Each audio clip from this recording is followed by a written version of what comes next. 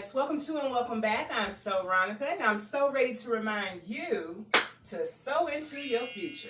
If you're interested, stay tuned. Here on today's episode of Sow Into Your Future, we are going to be making our first pair of gloves. All right, so before we make our first pair of gloves, let's go to the content container. Shall we? Content. What's the content? Whoa. Content. What's the content? Let's see. Can I go to hell behind my thoughts? So, Father God, in the name of Jesus, I pray that you touch the content container message, Lord God. Don't let me say anything that's outside of your will. Don't let me suggest anything that's outside of your will, Father. But keep the door of my lips that I don't slip and say something crazy or inappropriate. Lord, have your way in Jesus' name. Amen. So, like, when I first got saved, my thought life was so bad that I remember a lady that was like she was a prayer warrior. She's an intercessor, right? And so she got up and she did it it was an impromptu Bible study. It was like the Lord had laid something on her heart that she had to speak that particular night. It was a Wednesday night. And so she said she was letting the saints know that they had to get prepared because God was sending people into the church who was like, she said her exact words, I remember it like it happened 30 minutes ago. And she said their minds are so messed up. She said that they're going to need to be in like an incubator stage. She said they're going to need more time with the pastor. They're going to need more attention with the pastor. And she said, and saints, we got to kind of overlook some stuff. And somebody's like, ooh, how bad was your mind, honey? Just watch the video, okay? But so the thing is, when people are coming in from, I want to say off the streets, even though I wasn't homeless, I was living in the projects and I was raising 3 small kids. And what was I doing at the time? I was unemployed. I was unemployed, but I was unemployed. I wanted to say something else. I would have liked to have said I was working at the such and such at the time, but I wasn't, honey. It wasn't until I heard the word, and the word was just like, work. If a man don't eat, if a man don't work, he don't eat. Anyway, let me keep going. And so my brain and my mind and my thought life, that's what the Bible tells us, to renew our mind daily in the word, because there's some things that the enemy has planted and that we keep watering, and we don't even realize that that's a terrible plant to grow. That is a terrible seed to let sprout up. That's a weed that needs to be plucked up. The Bible says it this way: casting down imaginations and every high thing that would try to exalt itself, or that would exalt itself, against the knowledge of God. And I say try to exalt itself, but I don't want to add anything to the word of God, because in the book of Revelations, it tells us that if we add anything to, or we take anything away, then God's going to add to us the plagues that are written in that book, and he's going to take our name out of the Lamb's book of life. So I take this particular topic very serious, guys.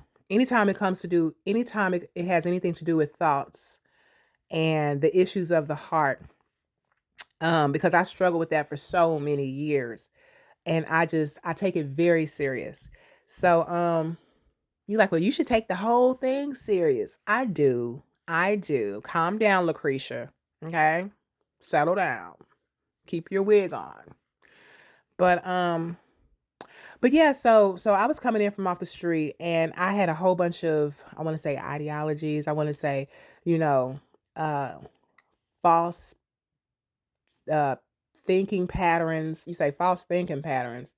Stuff that's just like, maybe your favorite celebrity said something, or you heard somebody's grandma say something, or, you just started to have a belief system that was rooted in maybe a commercial when you was gone off that whatever you was on. You know what I'm saying? And it's like, you know what? That's because I used to think I got a whole bunch of bright ideals when I was under the influence. Okay. Somebody's like, what was you under the influence? Wouldn't you like to know? Okay. Bonquisha, I ain't gonna tell you, but one more time. This is the part of the video where you want to turn down your volume so that you don't wake up Pookie and Ray Ray them. Let's go.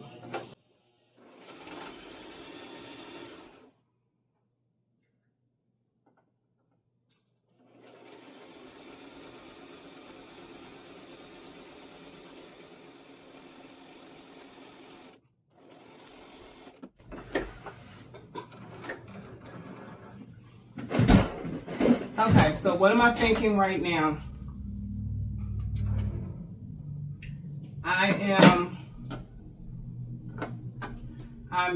avoiding the finger part because it looks very tedious, but I'm gonna go ahead and do the other side of this.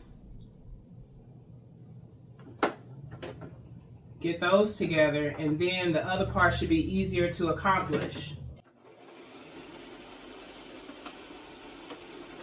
The back stitch for the Backstreet Boys.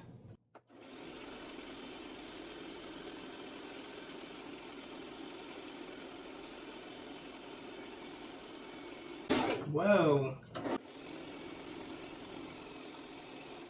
So you have to go outside of your mind to solve the issues of the mind. You got to have the mind of Christ. This is a prototype or whatever. This is not the real deal. All right, so now I'm just going to do one finger at a time, y'all. Lord have mercy. You would think the smaller the item, the easier it is to... You would think. All right, I did a back stitch. I'm just... Oh, wait a minute. Just keep on going. I knew I felt it when it kind of... Can y'all see that? I'm gonna use my seam ripper to undo that part because I felt it when it was happening. I was like, it's pulling in a direction it shouldn't be. I know I should have put some pins in them. Put some pins in it. We're gonna keep going. Don't get stuck in the mud. Okay, so as I was saying, the issues with the mind, the Bible talks about that he who looks at a woman and lusteth after her, he hath already committed adultery in his heart or in his mind. I believe his heart. The Bible says, as a man thinketh in his heart, so is he. If you're thinking evil thoughts, but there's some people, I want you to be aware that the enemy operates through our minds as well. The enemy operates through suggestions. You might see a commercial and all of a sudden the commercial is about people smoking cigarettes. And all of a sudden you like, you know what? You know what I mean? So negative thoughts, the Bible says out of the abundance of the heart, the mouth speaks. You will know if those thoughts are coming from you, if that's what you talk about.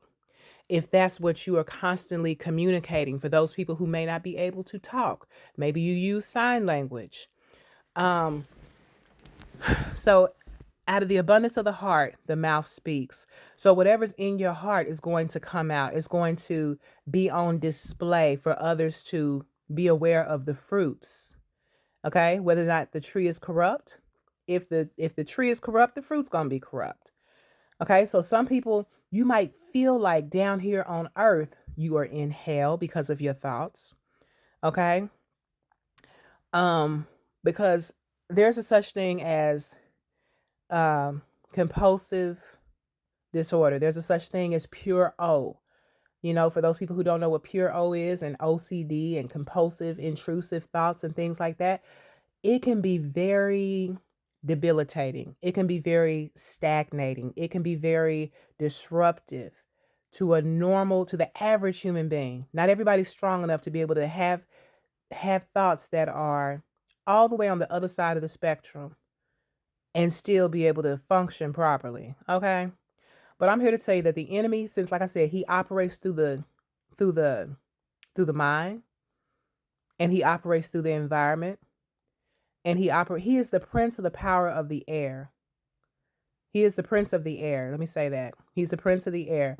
And so, um, our thought life, the Bible says he'll keep you in perfect peace whose mind is stayed on him. Talking about Jesus. Okay, talking about the Lord. So he promises. It's a promise from a God that is infallible, unable to fail. Okay. So he said he'll keep you in perfect peace whose mind is stayed on him, but you have to do it. You have to make a conscious effort to have your mind stayed on him. Does that mean you in the grocery store walking up and down the aisle, walking up and down the aisle, excuse me, talking about Jesus, Jesus, Jesus. You know what I'm saying? Just Jesus. Just somebody say, "Hey, how you doing?" Jesus, Jesus, Jesus. I'm good. Jesus, Jesus. You know what I'm saying? That doesn't mean that, but that means that everything that is suggested to you, run it through the word. Everything that is presented to you, run it through the word, through the filter of the word of God, through the filter of the Holy Spirit. You don't have to go to hell behind your thoughts. You can cast down those thoughts. You can understand that those thoughts don't have to have fruit behind them. Okay. But when the thoughts are having fruit behind them, if the thoughts are suggesting that you do X, Y, and Z and you do it, and now you sitting in a cell, okay, and you like, well, I just, you followed through on those thoughts. You followed through on them. And now you're getting the consequences of it. The wages of sin is death. And so you have to understand that your thoughts can be brought under subjection to the obedience of Christ Jesus. Your thoughts can be, when Jesus ascended up on high, he led captivity captive. Can you imagine leading captivity captive? That's like having somebody who's known for putting headlocks on people, having them in a headlock. He led captivity captive. That's how powerful the God that we serve is. He led captivity captive. So that does it for me, honey. He led captivity captive. Somebody's like, what does that mean? The thing that is bothering you, he bothered it in the same way that it's bothering you. Okay? Oh my goodness. And so the Bible talks about how Jesus came to set the captive free. Jesus came to mend the brokenhearted. I believe that's in there. And he came to undo the heavy burden. I believe that's in Isaiah. And everything that's bothering you, that's weighing you down, God came to break the shackles off of you. And it is the anointing that destroys the yoke. That's what some people really need to understand. The reason why we can't do certain things, we can't wear certain things, we can't say certain things, we have to conduct ourselves as ambassadors for Christ is because you want the anointing to abide and rest and rule on you and in you and through you. Because if it doesn't, the anointing is like bars on your house. It keeps the enemy out. If you're anointed, it's going to keep you from having the corrupt fruits that will cause you to feel like you're in hell on earth, or cause you to act upon those thoughts and again end up in hell. And so you can get your thought life together if you renew your mind in the word daily. You can get your thought life together if you run everything, like I said, through the filter of the Holy Spirit. What does that look like in the natural, within a 24-hour span? That looks like waking up and acknowledging God. He said, in all thy ways acknowledge him and he will direct thy paths. Excuse me. Waking up, and before you eat, you understand that you can, the righteous eateth to the satisfying of his soul, but the belly of the wicked shall want. Like in everything you're doing, you're seeking God for his wisdom and his guidance. Does that mean that he's going to answer you every time? No. There's going to be some times where God is silent and you got to lean and depend on what you read in the word. You be like, girl, I'm finna go next door and go bother so-and-so. I'm going to see what she doing. Well, the word of God says, withhold thy foot from thy neighbor's house, lest he be weary of thee and so hate thee. You like, oh, well, I'm going to go ahead and call him because he owe me money. Well, God wants you to let it go because God has forgiven you of the debt that you owe him. Okay? The word of God will govern you. The word of God will keep you. The word of God will literally be like a um, I want to say a hedge of protection around you. And of course, it'll be a light unto your feet and a lamp unto your feet and a light unto your path. But the word of God is what's going to protect you, because when the enemy tries to get in, when the enemy tries to persuade, the word of God is not going to return to God void, but it's going to accomplish that it was sent to do. The word of God is going to be, it's able to cut through the layers of lies and misconceptions. I remember when I first got saved, and I had a misconception. I was living in a lie, because the devil is the father of lies, right? I was living in a lie where if somebody smiled at me, you know what I'm saying? If somebody was friendly, if somebody was courteous and cordial, I took it as flirting. And so it was a young man that I think he was around my age. And I had walked into the church, y'all. I might have had a mini skirt on, I don't know. But and he smiled and he was like, "Hey, how you doing?" But he was smiling at everybody. He was shaking everybody's hand.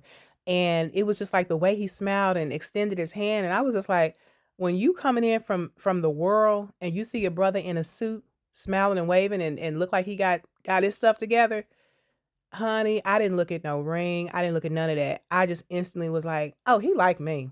Oh yeah, he like me. Honey, I was as wrong as two left shoes. Okay. And what God had to do was he had to tear down. The word of God is a sharp sword, sharper than a two-edged sword. Okay. And so that means that it's able to cut through the layers of lies that we have been telling ourselves, that we have been living, that we have been taught. Okay. That wasn't flirting. That was fellowship that he was doing. That wasn't flirting. That was the Holy Ghost, the joy of the Lord being his strength. But I took it as something else, because to the pure are all things pure. But to the unbelieving, um, it talks about how to the unbelieving is you can be defiled or something. I'm gonna put it on the screen, but it's like, um, you pervert things in your mind. You pervert things, and so it's important that you literally give your everything to the Lord.